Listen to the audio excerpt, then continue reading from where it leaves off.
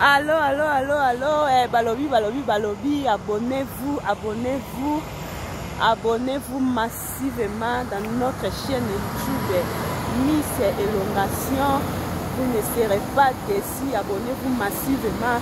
Babi na Miss Elongation, toi na cuisine congolaise. Babi kuna makusa ya solo, belugu ya solo.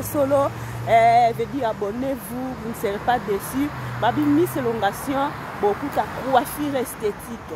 Babi Yemoko, une grande coiffeuse esthéticienne. A palolaka na ebisibino, a palolaka suki, a palolaka mambo esthétique na ndenga mukete. Babi na kacha Miss Elongation, toza na émission lisoloto solola. Lisoloto solola, bisoto sololaka.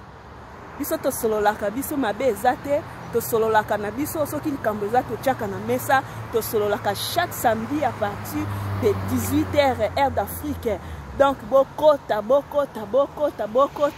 babi aye na makambo na ye nani wana Miss Elongation, bayaka kaka, vedi bokota ebele bobengana, abonnez-vous massivement, vous ne serez pas déçus na chaîne na biso Miss Elongation nulle part ailleurs. Makamba kitoko ezali boya ebele, makamba kitoko ezali be mission kitoko, be lugu ya kitoko, mosala kitoko. Donc Miss Elongation aza tout terrain asalaka nyonso.